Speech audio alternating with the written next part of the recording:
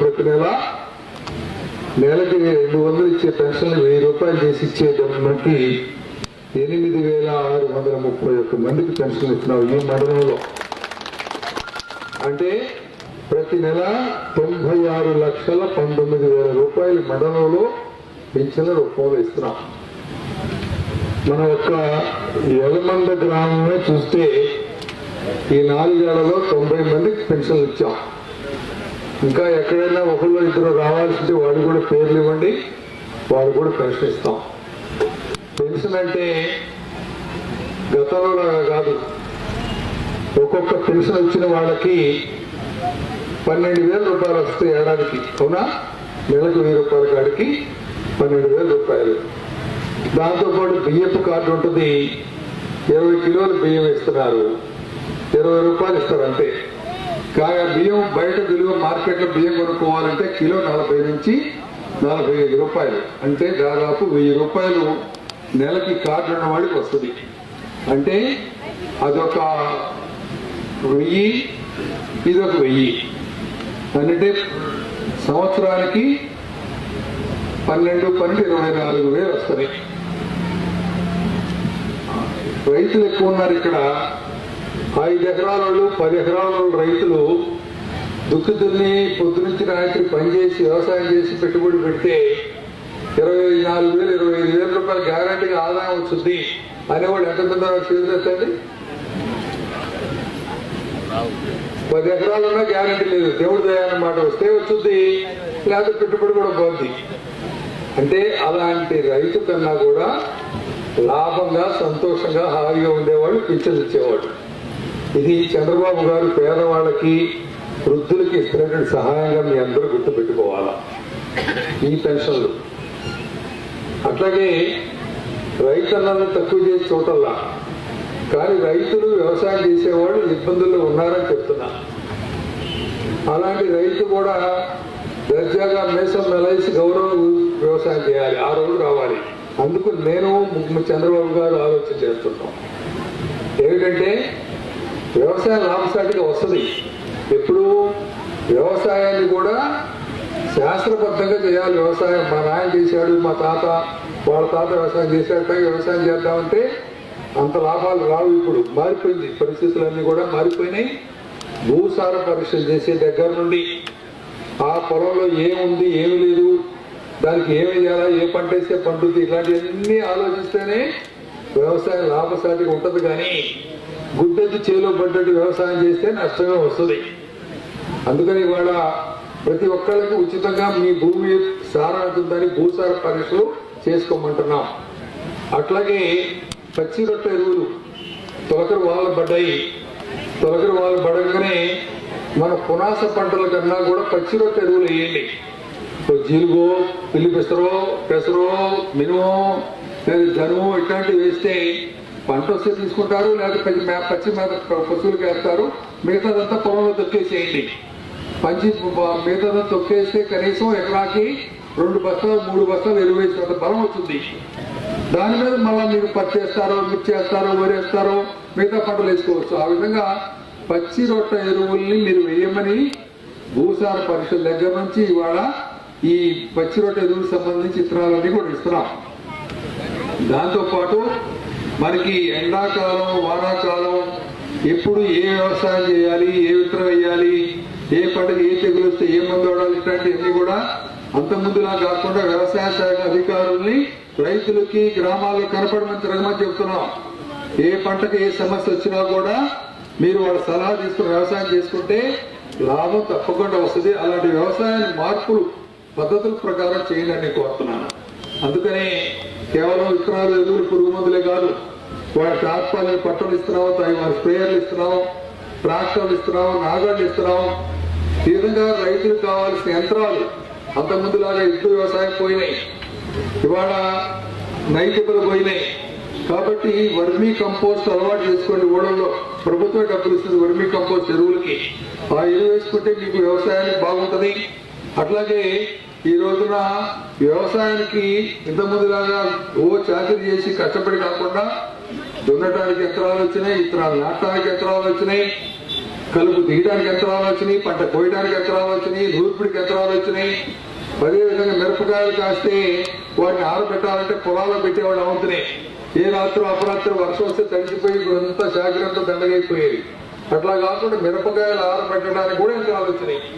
ఈ విధంగా యాంత్రిక వ్యవసాయం వచ్చింది. దాన్ని ఉపయోగించుకుంటే రైతు నష్టం లేకుండా ఉంటుంది. మీకు ఎప్పుడైనా సరే ఒక సలహా కావాలంటే ఈ నంబర్ రాసుకోండి. ఎవరైనా ఉద్యోగస్తులు తెలిసిన వాళ్ళు ఉంటే 1-800-419-2820 ఈ నెంబర్ పెడితే నేను చెప్పిన మాటలే కాకుండా వ్యవసాయంలో మీకు ఏ ఇబ్బందులు ఉన్నాయో, ఏ సలహా కావాలో ఈ నెంబర్కి ఫోన్ చేస్తే ఉదయం 9 గంటల నుంచి సాయంత్రం 7 గంటల దాకా వెంటనే దొరుకుతారు. మీకు సలహా చెప్తారు. మీకు అలా ఇబ్బంది లేకుండా మీరు వ్యవసాయాన్ని చేసుకోవాలని కోరుతున్నాను. అప్పుడే రైతు అనేవాడు దర్జాగా గౌరవంగా లాభసాటి వ్యవసాయం చేయగలుగుతాడు. ఆ విధంగా లాభసాటి వ్యవసాయం చేయాలని కోరుతున్నాను. అట్లాగే గ్రామాల్లో చూస్తున్నారు మీరు, సిమెంట్ రోడ్లు వేసాం. మన ఊర్లోనే సిమెంట్ రోడ్లు ఇందాక మా వెంకట్రావు అడుగుతున్నాడు, చిన్న ముక్క ఒకటి వేయాలి, ఎందుకు వేయట్లేదని. ఆ ముక్క కూడా వేయిద్దాం. ఇక ఊళ్ళో సిమెంట్ రోడ్లు తప్పితే మా ఊరు రోడ్లు ఉండవు. ఆ విధంగా ఎల్లమంద గ్రామానికి ఈ 4 ఏళ్లలో నా 13 కోట్లు అన్నారు, 15,66,00,000 రూపాయలు పొందింది ఒక్క ఎల్లమందలోనే. అయితే ఇది గొప్ప కాదు. ఇది ఈ ఊరు మా ఊరు, మనూరు. 83 నుంచి పార్టీకి గుండెకాయ. అందుకు ఎంత చేసినా తక్కువే, ఇంకా చేద్దాం. కానీ ఊళ్ళో చిన్న చిన్న పేచీలు మానేసి అందరూ కలిసి ఊరు అభివృద్ధి చేసుకోండి. ఆ విధంగా ఎల్లమంద ఈ నియోజకవర్గంలో ఒక ఆదర్శంగా అందరూ కుదిసి మెచ్చుకునేటట్టుగా ఉండాలని నేను కోరుతున్నాను. అదేవిధంగా వాళ్ళు ఇస్తున్న పెన్షన్లు కాకుండా రంజాన్ తోఫా ముస్లిం సోదరులు వచ్చారు. అందరికి కూడా రంజాన్ శుభాకాంక్షలు తెలియజేస్తూ వాళ్ళకి రంజాన్ తోఫా ఇస్తున్నాం. అట్లాగే క్రిస్టియన్లకి క్రిస్మస్ కానుకిస్తున్నాం. సంక్రాంతి వస్తే సంక్రాంతి కానుకిస్తున్నాం. కాబట్టి సమాజంలో ఎవరైనా సరే సంతోషంగా హాయిగా ఉండాలి. అదేవిధంగా సిమెంట్ రోడ్లే కాదు, ఈ ఊరికి మంచినీళ్ళ స్కీమ్ ఇచ్చాం, శ్మశానాలు కట్టించాం, లిటర్లు కట్టించాం. శ్మశానాలకి అర్జునరావు చెప్పాను దాకా కోడం పోయి దావులో శ్మశానం ఉంది, రంగులు వేసేందుకు గ్రామ పంచాయతీ డబ్బులు పెట్టి. అట్లాగే మంచినీళ్ళ ట్యాంక్ ఇంకోటి కావాలన్నారు, గ్రామ పంచాయతీ డబ్బులు పెట్టి ఖర్చు పెట్టి చేయండి, సాలకపోతే నేను ఇస్తా. అదేవిధంగా మా మారుకొండ కోటేశ్వరరావు గారు అయితే మనిషి కనపడితే చాలు మా హై స్కూల్కి గదులు కావాలంటాడు. ఆ గదులు కూడా ఇస్తున్నాను. శుభ్రంగా గదులు మీ పిల్లలందరినీ కూడా నరసరావుపేట కాన్వెంట్కి పంపించొద్దు, మన బడికి పంపించండి. మన బడిలో పాఠాలు బాగా చెప్తారు. మన బడిలో ఆర్ఓ ప్లాంట్, మన బడిలో పంతుళ్ళు, కంప్యూటర్లు అన్ని ఏర్పాటు చేశాం. బ్రహ్మాండంగా చదువుకునే పిల్లలు అన్నం పెట్టి భోజనం పెట్టి చదివి చెప్తున్నారు. ఇక్కడే పంపించండి. కాన్వెంట్లు కొట్టండి. కాన్వెంట్లో పోతే 40,000 50,000 డబ్బులు తీసుకుంటారు, సూటు బూట్ వేస్తారు, చదువు మాత్రం ఎందుకంటే ఉండదు. ఆ విధంగా మనం అందరు పిల్లల్ని మన బళ్ళకి పంపిద్దామని ఆలోచన చేయాల్సింది కోరుతున్నాను. అదేవిధంగా రుణాలు ఇస్తున్నాం. ఈ ఊళ్ళో కాపు రుణాలు కావచ్చు, బీసీ రుణాలు కావచ్చు, ఎస్సీ రుణాలు కావచ్చు, ఎస్టీ రుణాలు కావచ్చు, సబ్సిడీ రుణాలు ఇస్తున్నాం. తీసుకోండి అందరూ కూడా. అట్లాగే మా సీనియర్ రెడీగా ఉన్నాడు అడగడానికి. గుడిజంగాల మొత్తానికి రుణాలు ఇస్తున్నారు. పేరు రాయండి, మీ మొత్తానికి రుణాలు ఇస్తాను. మొత్తం ఇల్లు కట్టుకోండి. ఈ ఊళ్ళో 150 ఇల్లు కట్టారు, కొత్త కట్టుకున్నారు. ఇంత ముందుకి కాకుండా అంతకుముందు మనకి ఇల్లు కట్టాలంటే ఒక యజ్ఞం అన్నమాట. సిఫారసులు ఉండాలా, లంచాలు ఇవ్వాలా, బతిలాడుకోవాలా, 1-10 సార్లు తిరగాల. ఇవాళ మీకు ఎన్ని కావాలంటే అన్ని ఇల్లు కట్టిస్తున్నాను. సీతారామ గారు ఇంకా ఇక్కడ 10 ఇల్లు కావాలంటున్నారు, 10 ఇల్లు పునాదులు వేసుకున్నారంటున్నారు. మనకి రూల్స్ లో కట్టుకునే ఇల్లు కొత్తవి కాకుండా అంతకుముందు మొదలు పెట్టినవి కూడా పూర్తి చేయడానికి మనం ఇస్తున్నాం. రమేష్ ఇల్లు నీళ్లు కావాలి అడగండి, ఇస్తారు. శుభ్రంగా బిల్లులు వేసాడు వాళ్ళ పేరుతోటి. చాలా ఈ గ్రామాలకు 377 కోట్ల రూపాయలు ఖర్చు పెట్టాము 4 ఏళ్లలో. 377 కోట్ల 22 లక్షలు ఖర్చు పెట్టాము ఈ ప్రభుత్వం. వాస్తవానికైతే మన రాష్ట్రం విడిపోయింది, మీరందరూ చూసే తెలుసు మీకు. 4 ఏళ్ల నాడు విడిపోతే కూర్చోడానికి కుర్చీ లేదు, పని చేయడానికి ఆఫీస్ లేదు, ఈ జీతాలు ఇవ్వడానికి డబ్బులు లేవు. అయినా ఏ పని ఆగలేదు. 4 ఏళ్లలో పరిపాలన దక్షత కిందపడి మీదపడి ఏటుకు ఎదురు ఇది. ఇవాళ జీతాలు ఇస్తున్నాం, కార్యాలయాలు కడుతున్నాం, పేదవాళ్ళకి పెన్షన్లు ఇస్తున్నాం, ఓళ్ళకి డబ్బులు ఇచ్చి అభివృద్ధి చేస్తున్నాం.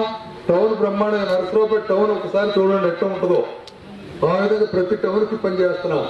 ఇవాళ ఇన్ని పనులు చేస్తా ఉంటే ప్రతిపక్షంలో పెద్ద మనిషి ఉన్నాడు జగన్మోహన్ రెడ్డి. ఆయన మాట్లాడి చూస్తే నరసరావుపేట వచ్చి ఇక్కడ ఏం అభివృద్ధి జరగలేదు అంటున్నాడు. అంటే అభివృద్ధి అంటే ఏమిటో. వాళ్ళ నాయన ఉండగా వెంకటేశ్వర స్వామికి 7 కొండలు ఎందుకు, 3 కొండలు చాలు అన్నాడు. అంటే మిగతా 4 కొండలు భోజనం చేయడానిక? ఉన్న 7 కొండలని యుగాల బట్టి, సంవత్సరాల బట్టి కాదు, యుగాల బట్టి, తరాల బట్టి 7 కొండలు వెంకటేశ్వరుడు అంటుంటే ఆయనకి 7 కొండలు ఎందుకు 3 చాలంటే అది చాదస్తం అనుకోవాలా, లేకపోతే అసూయ అనుకోవాలా, దుర్మార్గం అనుకోవాలా? అట్లాగే ఈయన వచ్చాడు ఆయన వారసుడిగా. మంచిది, రాజకీయ ఎవడైనా పార్టీ పెట్టచ్చు, అధికారం కోరుకోవచ్చు, ఓట్లు అడగవచ్చు కూడా, కానీ దుర్మార్గం చేయకూడదు. అన్ని చంద్రబాబు కాలంలో ఏం పని జరగలేదు అంటున్నాడు. నేను చెప్పాను ఇప్పుడు 377 కోట్లు సత్రపల్లి నరసరావుపేట మెడమూలు జరిగిందని. నరసరావుపేట కాదు, సత్రపల్లి కాదు, ఏ నియోజకవర్గంలో చూసినా 5 నుంచి 15 కోట్ల రూపాయల పనులు చేశారు 4 ఏళ్లలో. ఇది అబద్ధమా? ఏ పని జరగనట్ట? అసూయ కూడా ఒక పరిమితి ఉండాలి, దుర్మార్గానికి కూడా హద్దు ఉండాలి. ఎంతసేపు తిట్టడమే మా పని, తిరిగితే జనం నమ్ముతారు అనుకుంటే మీకు ఉండదు కూడా పోద్ది. పోయినసారి 40-30 సీట్లు వచ్చినాయి, అవి కూడా రావు ఈసారి.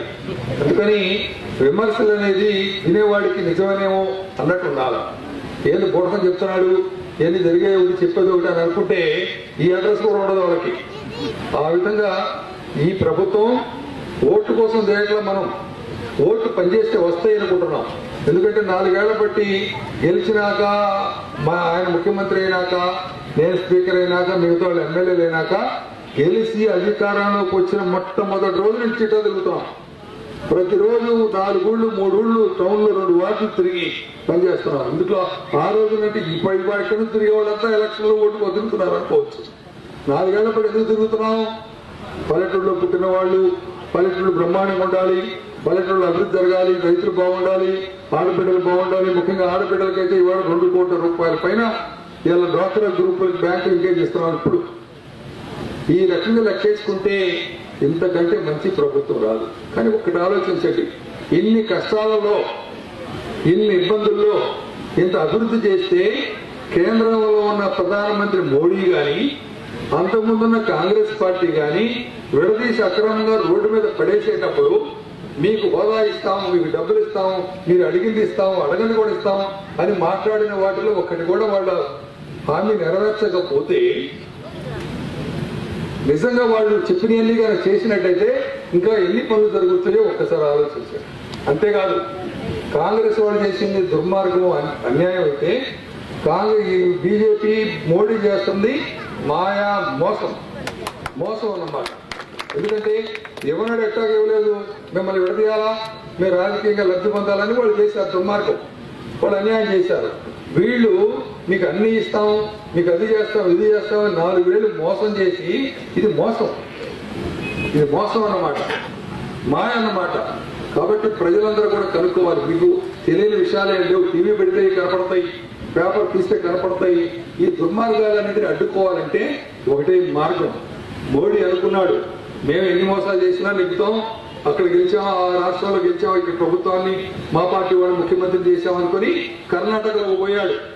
తెలుగు వాళ్ళతో పెట్టుకుంటే ఏమవుద్దో, తెలుగు వాళ్ళకి మోసం చేస్తే ఏమవుద్దో అన్న ఎన్టీ రామారావు గారు చూపించాడు మొట్టమొదటిసారి. లెక్కలు చెప్తున్నాం, మేమే మాయమాటలు చెప్పడంలా, ఈ లెక్కలు చెప్తున్నాం. ఇంకా కావాలన్నా కూడా చేద్దాం. ఓడల్లో ఉన్నటువంటి పేదవాళ్ళు కానీ, రైతులు కానీ, ఆడవాళ్ళు కానీ అందరూ సంతోషంగా ఉండాలా. దానికోసం పనిచేస్తున్నాం. మీరు ఇవ్వాల్సినల్లా ఆశీస్సులు ఇవ్వాలా, సహకారం ఇవ్వాలా. తప్పకుండా మంది రామరాజ్యం అవుతుందని మనం చేసుకుంటూ ఏంటండి, వీడియో నచ్చిందా? అయితే ఓ లైక్ వేసుకోండి, లేదంటే ఓ కామెంట్ చేయండి. ఎప్పటికప్పుడు మా వీడియోస్ చూడాలంటే సబ్స్క్రైబ్ చేసుకోండి.